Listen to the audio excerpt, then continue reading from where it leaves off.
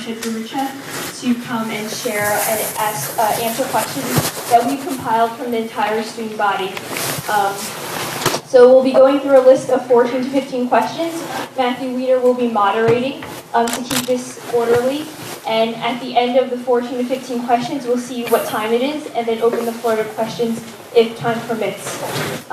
So I'm going to hand it off to Matt. Hello. Do you want to give a introduction? Hi, my name is Jamshed.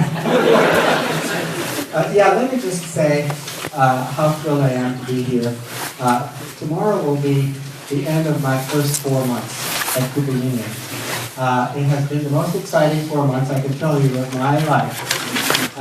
But I am absolutely thrilled to be in this great historic institution and to work with probably the most extraordinary student body that I have encountered.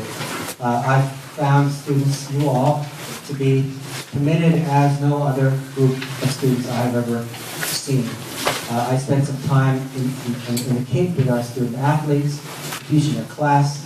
I've gotten to know some of our members of the student council and other students, and I look forward to getting more and more familiar with all of you as time goes on. If I don't recognize every one of your faces or names for a while, please understand, but please do stop me as you see me on the street and just come up and tell me what's on your mind. This has been an extraordinary experience in many respects, but one of them has been dealing with a very serious budget crisis, and I think some of your questions might get at that. Let me just say, first of all, that I stand here committed to working with all of you and all of our alumni and faculty and staff and all the parents and friends, donors of this great institution to making sure that we work to assure the strength of this institution going forward and ensure that we provide an opportunity for Cooper Union education to generations of students to come. And so I look forward to this forum. So the way we wanted to start off is, in order to get everybody on the same page, what we wanted to know is if you could summarize the financial situation of the school and what the cause of the deficit is and how it started. Okay, the brief summary is that we have a structural deficit. Structural meaning it's not just 1 year here or there. It is part of an unsustainable financial model that goes back quite a long time. Now, one of the things I've enjoyed doing since coming here is spending time in the archives and reading about the history of the institution, but also analyzing some of the history going back from today. So I've been learning the history coming from the beginning out and learning it from today back. The two lines haven't yet met, but that's just more research to do. But it's quite clear, going back in time, that there's been an unsustainable financial model for a number of decades. If you look back into the 1960s, most of the years between then and now incurred deficits. And starting in about 1989, when the rents on the Chrysler building, which is our principal source of income, dropped relative to expenses quite dramatically, a huge gap opened up, separating revenues from expenses that has persisted. And since that period, there has been a significant budget deficit throughout. Budget deficits can be measured a number of ways, but I think the best measure is as a percentage of the budget itself. So last year, which is fiscal year 2011, which corresponds to the academic year, okay, middle of July 10 to June 11, there was a $16.5 million shortfall. out of a budget of about 60 million. Now that's a 25% deficit, okay, which is enormous. So I asked myself, is this just this past year? And if you go back and you calculate the budget deficits as a percentage of the budget itself, you see that in fact that ratio has been very large, going back at least a couple of decades. In fact, in 1995, there was a budget deficit of 39%. It means 39% of the money that was actually spent to operate the institution. And you all know we operate in a very lean way. There's not a lot of frills around here. 39%, that means after all of the income that we receive from various sources, including fundraising, there was a shortfall of that percentage. So that's sort of the short story. So is that $16.5 million figure the amount that we needed to get the institution back on track, or is it a much larger number? It's going to be a larger number for a number of reasons. One is because of inflation, that number will increase each year as the budget itself increases. So that absolute number will increase. But also because the way in which we're able to pay that difference between revenues and expenses is, well, let me ask you, do it sort of interactively. How do you think we come up with that 16.5 million? Can we sell this building?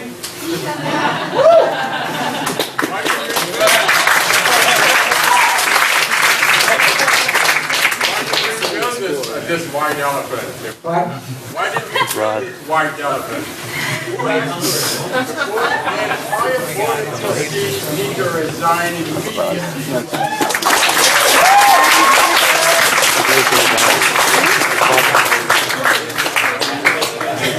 Board of Trustees. What did they do in 1996? When it was 39%. 1995 was Or 39. 1996, the year following. I don't know. Maybe we could find out. And if I could just interrupt for 1 second, I forgot to say at the beginning that, as you all know, President Johnson came into office at the beginning of the summer, and we just want to keep this as respectful and keep it going, because we have a list of questions we've already compiled, and I know you all have opinions Yeah, but and he things wasn't you want to here when the ask. damage was done. We need to speak to the trustees who did this damage. Okay, and these are questions that we will address. We just have to keep it in an orderly He wasn't here manner. when they did it. Okay, thank you. We're going to keep on going. Can't keep on going because it is a serious thing. You can't do this. We're all outraged. Can you give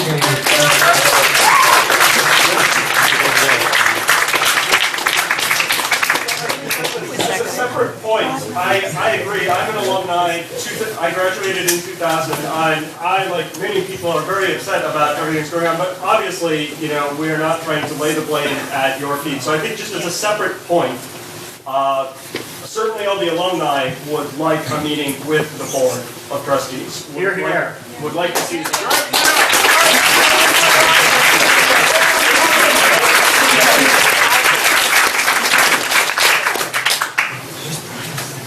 Okay.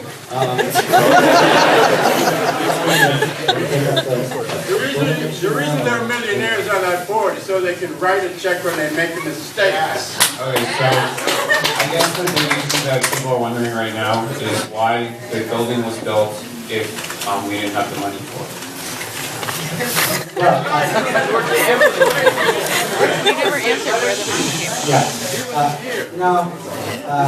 As Rebecca said, I got here July 1. In fact, I still had another job until July 30th at midnight. And so, for me, the constructive thing to do, because there are only 24 hours in the day, is to immerse myself in figuring out how to serve this institution as best I can.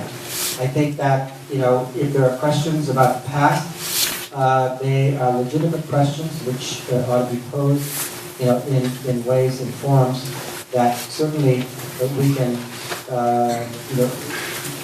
we can range. Absolutely. I think that I feel strongly as an educational institution, the first principle that we should be committed to is to communicate honestly and to tell the truth, which is why I'm up here. I will give you as much information as you want, to the extent that I know the answers to your questions, because I think that you as the student body and the alumni body and the faculty and others are really owed from me an honest assessment of our challenges It's ahead. not, you had nothing to do with this. Hey, Rod,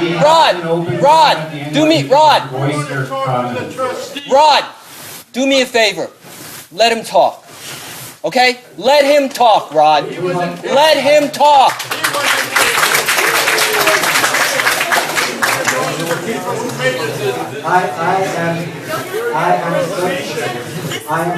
Here to listen. I'm certain that the trustees will want I'm certain the trustees will want to provide a forum in which questions can be posed to the trustees. Are you committed to providing that forum? Yes.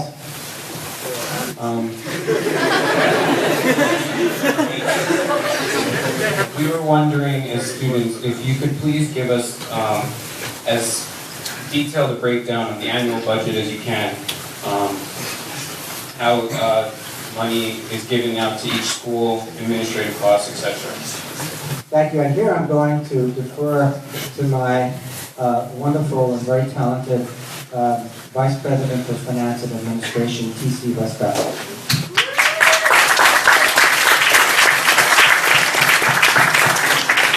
Now you clap, huh? Okay. So, Warren, not that one. Keep going.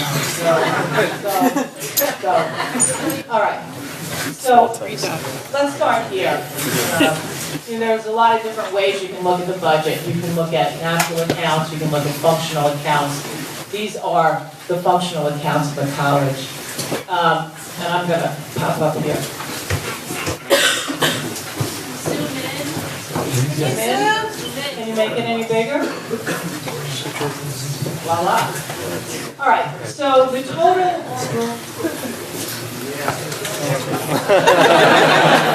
Hold control and scroll. You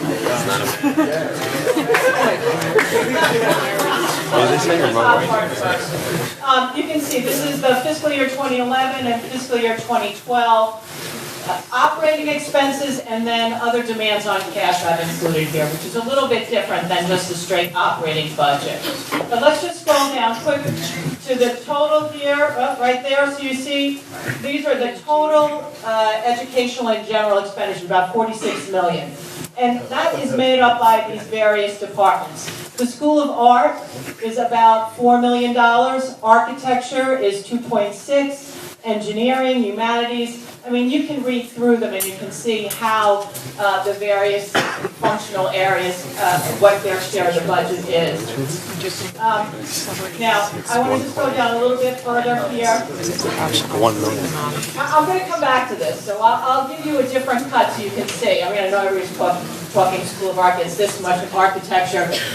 You're welcome to study this further, but there's probably a better way to look at it, which I'm going to show you in a moment. Some additional things that do come into, not the operating budget, but what's called the demands on cash, the things that we have to pay out, are debt service. We do have a loan from Metropolitan Life. It's $175 million. It's a 30-year loan. It's at 5.87% interest. And in the first 10 years of the loan, we're paying interest only. So that in 2018, this number will go up another 5 million or so, which is the principal amount on the loan. Student housing, this is what it costs to operate the residence hall. And then finally, we do have routine capital expenditures. I mean, any institution, whether it be academic or a hospital or other not-for-profit, really does need to replace different fixtures and facilities that wear out over time. It's actually a rather small number. Generally, you would look for making a capital investment equal to your depreciation. Our depreciation is about $6 million bucks, so this runs about a third of that. All right, so the total expenses here, or demands on cash, is about $60 million. And if you look down here, you can see that 16.4, that's the deficit. Let's go one slide forward.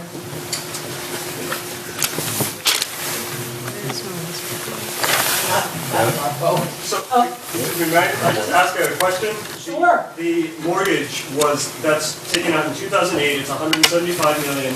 That was for the new building, or? 2006, yes, it was for the new building. New building. Billion. I love that number.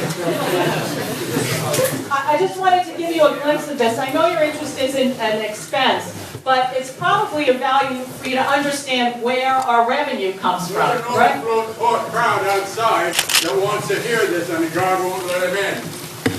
Why don't we move to a bigger venue? Why don't we go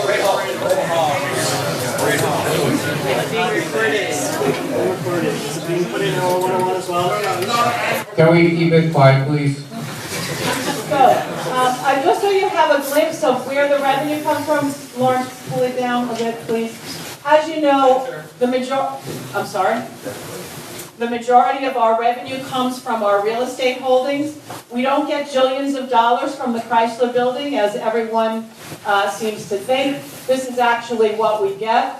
We get a few things. We get rent from the Chrysler Building. We get the tax equivalency. That is where the organization that owns the building or is renting the building, instead of paying real estate tax to the city of New York, they give the money to us. And that happens because of an agreement between Peter Cooper, those many years ago, and the state of New York. So we get what's called the tax equivalency payment. Other educational institutions benefit from not paying tax in facilities where educational activities are occurring. We get an addition to that because of the agreement that Peter Cooper struck with the state those many years ago. We do get tax equivalency from 26 Astor Place. We get a bit, or we will, from 51 Astor Place. Cooper Square Retail Rental, that is the new 41 Cooper Square Retail, the Child Care Center, the gallery there, yes, and there will be a cafe. And then finally, the Astor Place Holding Corporation. I shudder to even bring that up. The Astor Place Holding Corporation are the businesses that exist in the lower levels of the dorm. We do not own that property. We pay rent to another owner, and overall, we have to pay more rent than we collect from the tenants. So that's what that is. Anyway, and then there are some other things. You can see this is the majority of the revenue. Go up to scrub.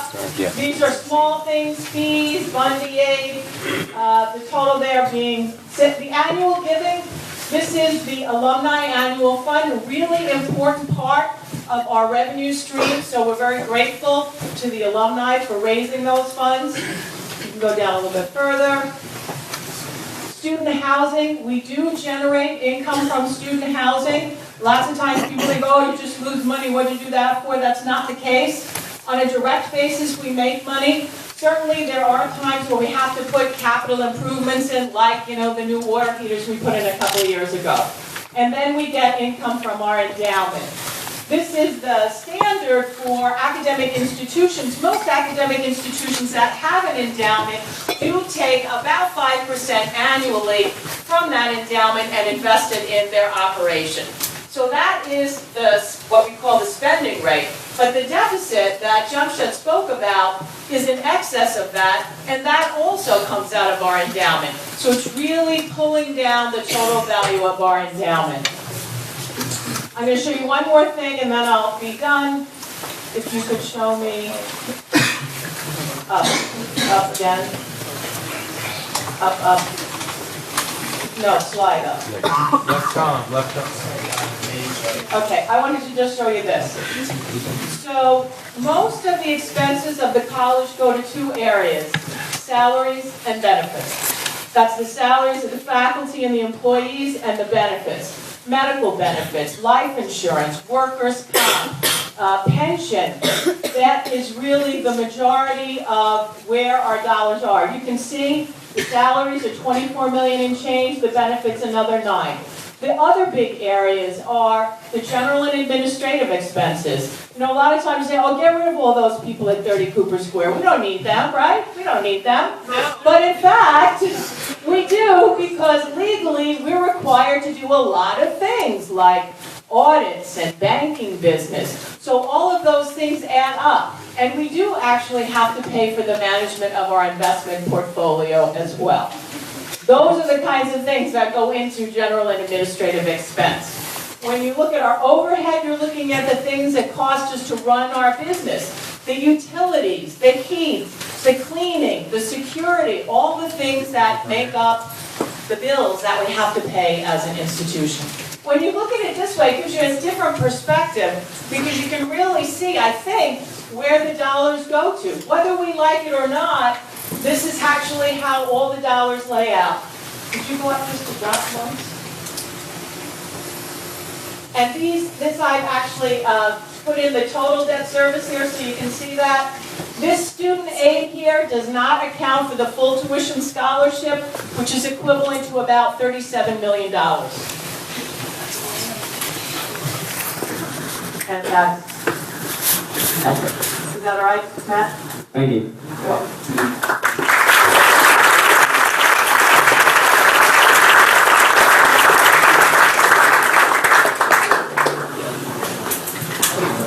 When do we get that slideshow? When do we get those documents? Are those available online or? The answer is no, they're not available online. Why aren't they? They could be. They're just not. Is the video of this going to be made online? Yes, if the video indeed is video link. We will put that So it seems that a big question tonight has been about the Board of Trustees and what their function is and what they've done. And we're wondering how they contributed to this financial situation. Well, I'll revert back to saying I think that it would be best for us to organize an appropriate way for the trustees to address the students. And I think that that would be the best way to do that. So we will certainly check that out. Is there a system in place that is capable of holding the Board of Trustees accountable if it's seen that that they've mismanaged funds or things like that nature? Again, I don't think that's a question for me. I think that, if I might just say at this point, it's quite natural to want to find specific villains in any crisis. As I said, I'm focused on looking forward. It's a big enough job. It's a 24/7 job. But if you approach it purely analytically, which is what I've tried to do, by just looking at the data, learning about the history and the financial history, you see that the underlying financial model has not been sustainable. You can't run large deficits decade after decade. This goes back, as I said, that the huge deficit opened up starting in 1989 because of a drop in the rents. But most years since the 1960s, which is as far back as we've gone right now in our analysis, have shown a deficit. The underlying financial model is an unsustainable one. Now, call me naive, but coming with fresh eyes to the institution, my sense is just as you can't have an unsustainable environment, or you can't have an unsustainable federal budget, you can't have an unsustainable budget for an institution of higher education. Unsustainable means that you're throwing down the seed corn for future generations by running a deficit and paying for that through drawing down an endowment principle. A sustainable financial model for an institution of higher education should have the following features. Number one, the budget should be balanced. Not necessarily every year, but the underlying structural, there should be an underlying structural imbalance. At any institution, you'll see some fluctuation over time. There might be a bad year, there might be a good year, a surplus or a deficit, but underlying that should be, over time, a structural balanced budget. Number two, a feature of a sustainable budget is one in which you only spend approximately 5% of your endowment in any given year. Okay? That's called the endowment spending policy. Cooper Union's endowment spending policy is to spend 5% in any given year, spend 5% of the 20-quarter running average of the endowment. That's to smooth out fluctuations in the stock market. Okay. Why 5%? Well, that's because historically, the stock market, which is where most of the endowment is invested, historically the stock market or the financial markets return, 7, 8, or 9% in that region. And inflation might be 2, 3, 4%. You take that 7, 8, or 9, you subtract 2, 3, and 4, and you get 5%. So by spending only 5% towards your budget, you allow for inflation and you preserve the purchasing power of the endowment in perpetuity. When somebody gives a gift to the institution to endow scholarships or to endow a professorship, the expectation of the donor is that the principal will be preserved in an inflation-controlled way forever after they're gone. So that only the 5% return on that each year will actually feed the operating expenses. When your budget is not sustainable, has this imbalance, you end up spending much more than 5%. And so you're ending up actually dipping into the principal. You end up eroding the real value of the endowment. Now, looking back to the 90s and the 2000s, one of the reasons the institution was able to survive, manage with a fundamentally unsustainable model, is because of some of the supercharged returns on Wall Street. Now,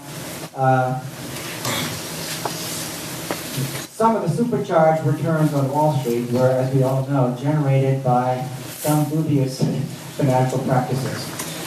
And hopefully those will stop. We cannot count on supercharged performance on Wall Street, nor should we.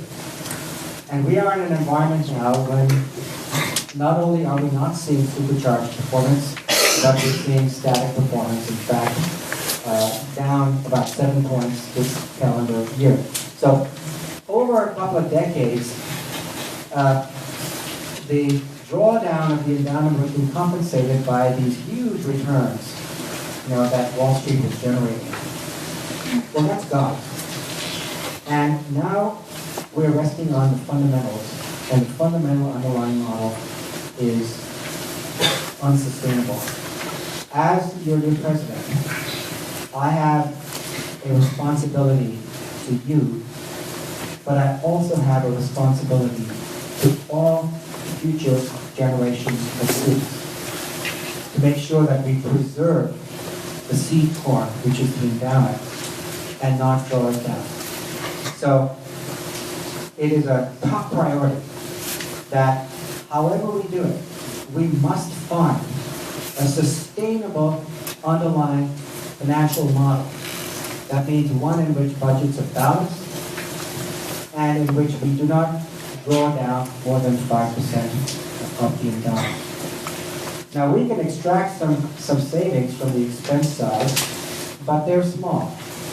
Does anybody here think we have a lot of frills and a lot of fat in the institution? We're in it. This building. This building. Okay. This building and buildings in general are capital expenses. And yes, it does add debt service. But even if you look at the period before this building was built, there was an unsustainable underlying budget which eventually would have, the problem eventually was going to come home to roost, sooner or later. Look, I'm just being absolutely blunt with you.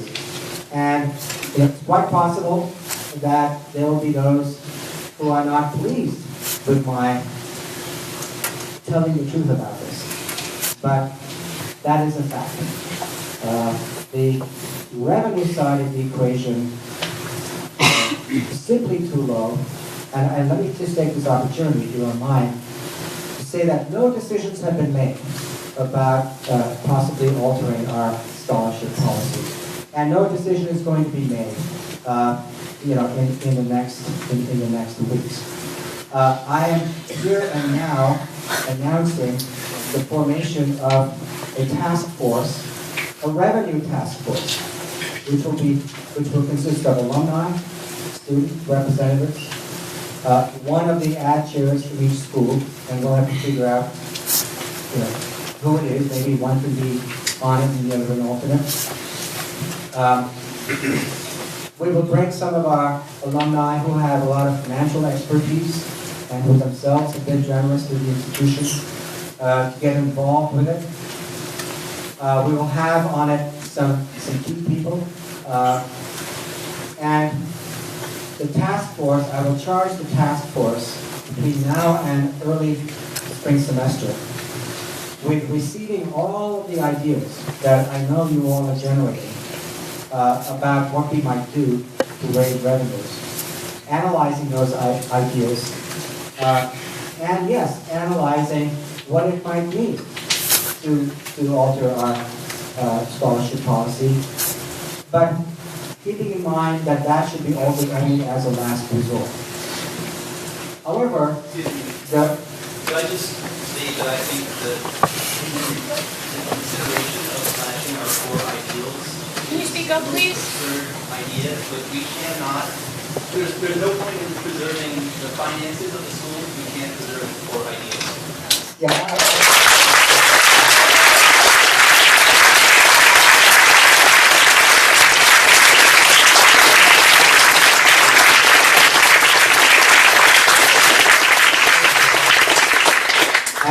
and I certainly understand that position. But there's one fact that I still have not mentioned, which is, you'll recall I said that the deficit, which was 16.5 last year and rising with inflation, is paid for by drawing down the endowment. Now the endowment is in three pieces. There's the real estate, which is most of it.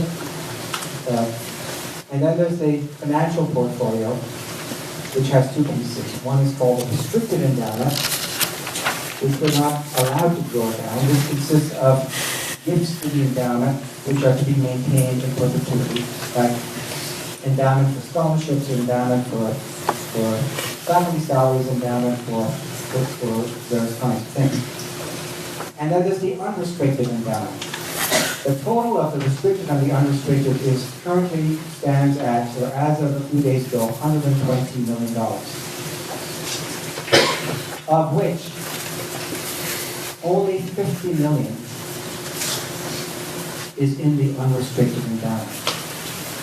The unrestricted endowment is the only pot of money that we can draw from to cover the deficit. Now, unrestricted endowment was $50 million as of what? September or something like that. Subtract the deficit from that each year. Take into account the market drop, and the math is devastating. I don't want to instill anxiety for the sake of anxiety, but one of the things Peter Cooper stood for was always telling the truth, no matter how uncomfortable it makes you, or how much it might challenge your fundamental positions on things. But the unrestricted endowment will be gone in between 2 and 3 years. I don't want to mince words here. Okay?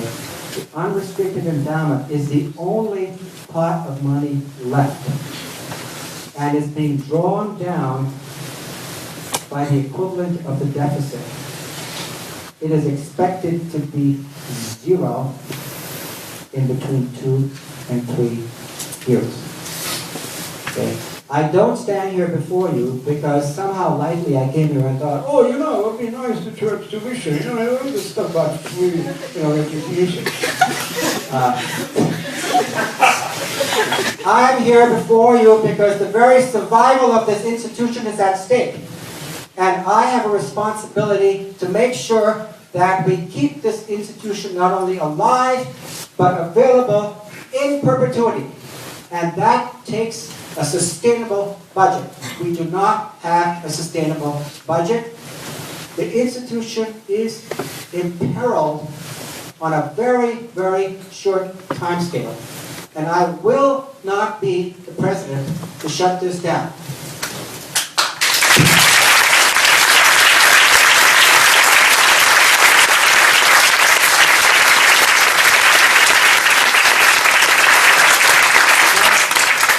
Some have said, some with sort of business eyes, say, oh, why don't you shut down one of the schools? Focus on the other two. Or shut down 2 schools. Just focus on one thing and be the best in the world. I will not be the president to shut down a school.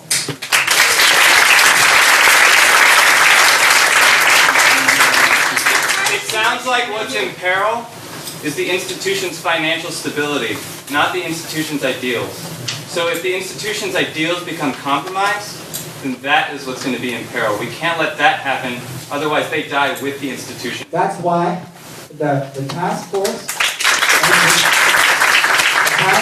will have alumni and students, all who care deeply about the institution. What about faculty? Please hold Thomas Yes, at the yes. end. And we will have representation from the Faculty Student Senate.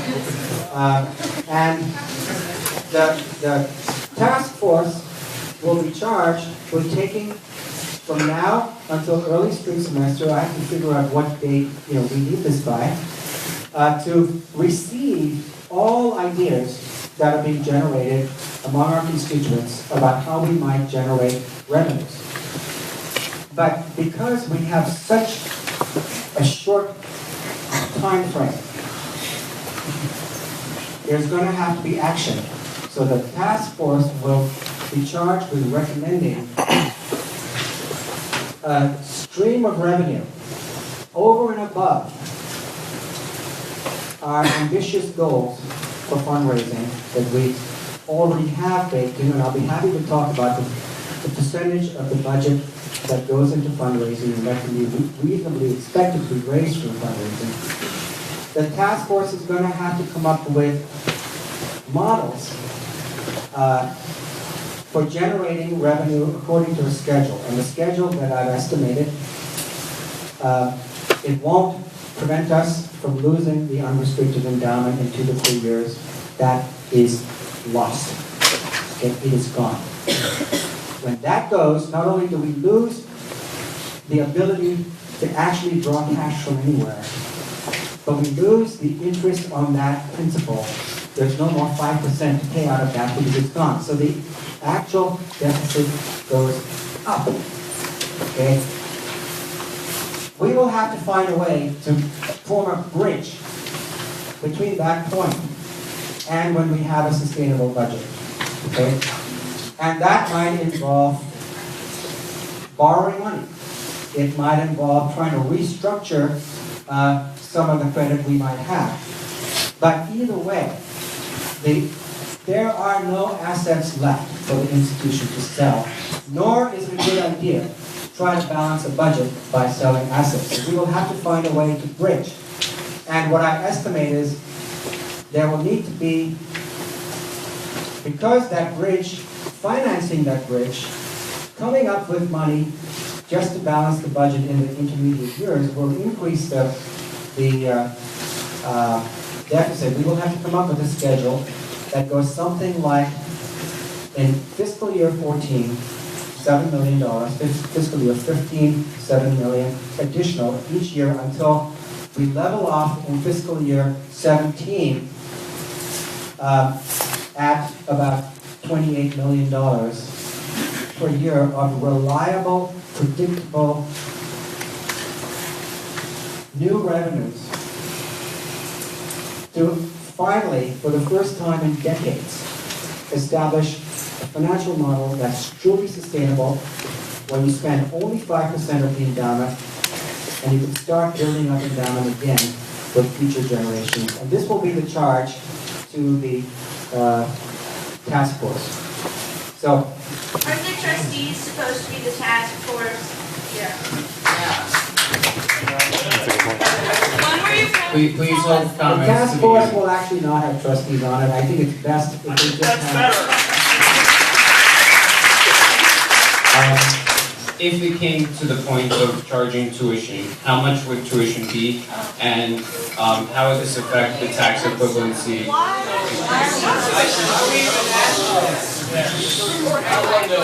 We need to know. Just walked out of the school. These are questions submitted by the entire student body, so just the fact that you don't want to hear them doesn't mean that other people aren't interested in the answers. Come on, guys, let's be mature. I want to hear it. I don't want to hear it.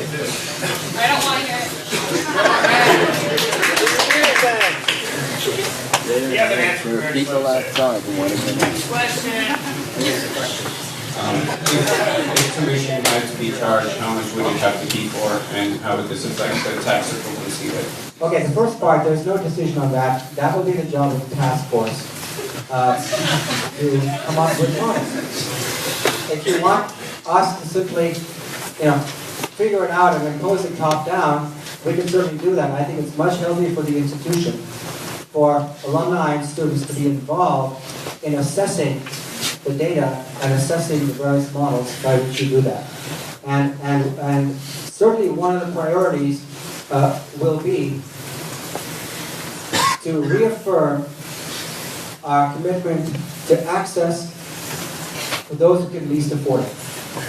And that is really the overriding priority here. The second part was the tax equivalency. Will we lose the tax equivalency? There is a belief that the tax equivalency payments for the Chrysler Building are legally tied to our scholarship policy. That turns out not to be correct. Okay, so when Sarah and Edward Cooper, Peter Cooper's children, gifted the land which later on was under the Chrysler Building, on which the Chrysler Building was later built. this was a 1901, 1902 framework. They did so to match a gift that Andrew Carnegie had made of $300,000, which back then was a huge amount of money. And Andrew Carnegie said, here's $3,000. Andrew Carnegie was, Peter Cooper was his mentor in many ways. And Peter Cooper sort of taught him about philanthropy. Today we think of Andrew Carnegie as a great philanthropist, but in fact it's Peter Cooper who was. And so Andrew Carnegie joined the board at that time. He gave this big gift, but he said he wanted it matched. Peter Cooper's children broke the trust that they had inherited in order to give a piece to the Union and gifted that land. Sometime later, New York City actually tried to put that land onto the tax rolls. And Cooper Union sued and won in court, as T.C. Westcott mentioned, based on the original agreement that Peter Cooper had based on the New York State legislature. That was not tied to tuition policy at all, because in fact for the first 42 years of the institution, it was free for those who couldn't afford it, and those who could afford it were charged. You've spoken about the fact that you would much rather see things like growth and expansion in the school. How do you see growth working to solve these issues? Well, there is a function for those who are mathematically inclined that, and I've been trying to define that, but when I've studied this issue in the past, about the cost and benefits of size in the financial efficacy of institutions of higher education in this country. If you look at size on the x-axis and cost on the y-axis, clearly there's an increasing function. It's sort of like that. But it intersects the y-axis with quite a substantial y-intercept, which means that there are very high fixed costs to running a small institution. And larger institutions have lower fixed costs proportionally. Now, we're not seeking to grow this institution in any significant way. In any huge way. But if we could think about programs that do bring revenue in, new programs that do bring revenue in that would help our financial model, and that would also increasingly strengthen our academic program and provide more opportunities for our students, then that's something that we should certainly look at. And I think we certainly would be looking at that. Anything that we could do to try to put the institution on a sustainable financial model and at the same time strengthen it academically is the kind of thing we would need to look at. But that would take an investment. And it would take an investment that hopefully in the medium to long term would provide a stronger financial base to the institution and enable us to be more generous in the long term. I read that in the small pamphlet we got during your inauguration that you had increased the research grants to, I think it was Dartmouth, that you were... You want to In the inauguration pamphlet that was in the Great Hall when we got to sit down, there were pamphlets that said that when you worked at, I think it was Dartmouth, you increased funds for the research grants. You effectively doubled them to something like $175 million. But that was at Tufts, yeah. Is there that kind of revenue? I mean, not that necessarily number, but how did you generate that kind of revenue for Tufts? And how could, are those the sorts of programs that you mean when you say it's Precisely. I mean, just one example of that. So like what are they? Are they like research? There are the National Science Foundation, the National Institutes of Health, the Department of Energy, Department of Education. They award a substantial amount of money to institutions of higher education for research and for education, including research on education. And candidly, we don't get many of those at Cooper Union, and we need to do better. There is a huge growth opportunity there. We're not getting our fair share of federal money as an institution of higher education. Now, if we make some key investments, we can put ourselves in a much more competitive position so that over time, we can build up that revenue. Now, the example you gave was at Tufts. It's a different kind of institution. I don't want to, sort of necessarily equate them, but we did increase revenues from research grants from about $85 million a year to about $175 million a year. That took some cultural change. It took some very targeted investments, and I think we can do some of that at Cooper Union in a way that will also benefit the students in terms of expanded opportunities to work on research projects with faculty. We understand that being honest with the public about our finances might affect donations from the outside, but alumni have shown that they are willing to donate if it means saving the school. They just feel that the institution hasn't been transparent about its issues. Do you think that there is an ability to become more transparent to the alumni and to the public? Yeah, I'm trying to do that. Look, I mean, I'm going to be as transparent as it takes, except, you won't be able to see through my clothing. But I hope you will be able to see through, into my mind in ways that are critical to the operation of the institution. As I said before, I think the first principle at an institution of higher education is to be open in terms of knowledge, in terms of information, and we will certainly do everything we can to provide, the kinds of information that people feel might not have been, provided in the past. The second part was, about, excuse me, I've done a little bit of both.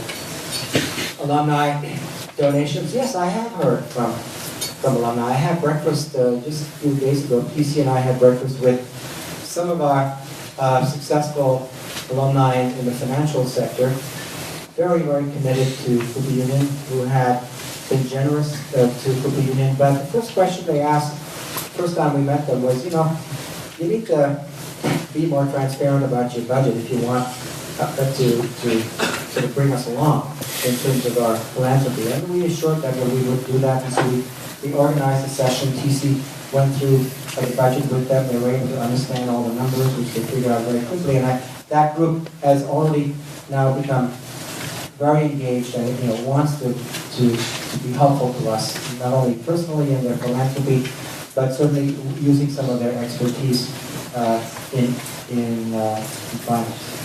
How can we expect alumni to give when the school is going to be so radically altered from the one that they went to? How can we expect them to give at the same level? Well, I'm not saying this is going to be without a challenge. Well, can I say I'm an alumni? I think I'm one of the few people who made it in here already. I'm sure there's a ton more outside. And I will say that in the last 10 years, under President Campbell's leadership, a lot of us as alumni felt set out. We felt we didn't really have a voice in the school. For me, in particular, I was an electrical engineering student, and my contacts at the school are professors. I won't name names, but they're the people, in the labs, doing the work, working with students. And all the feedback I got back was that, there was not a good working relationship between the president's office and the professors. So, that was discouraging. And the other aspect of it was that every time that President Campbell spoke to the press, or when I got at Cooper Union, it seemed to suggest that Cooper was riding high. So I think if you want to reach out to us, we're here. We want Cooper Union to survive in the future. But you have to do exactly as you said. You have to be transparent. You have to be honest with us and draw on us. And, we need to talk to the trustees.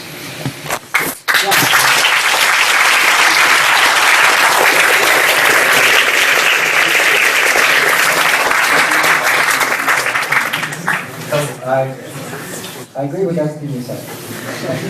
We have one last question, and then we'll open up any questions in the audience.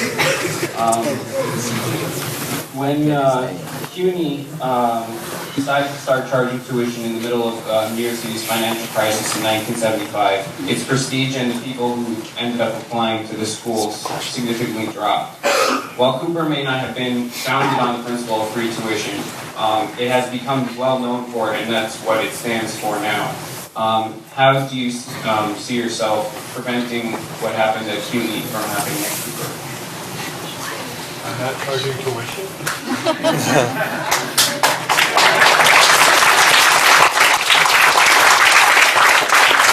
If we can come up with a reliable new revenue stream of the equivalent of $28 million as of fiscal year 17, we won't need to charge tuition.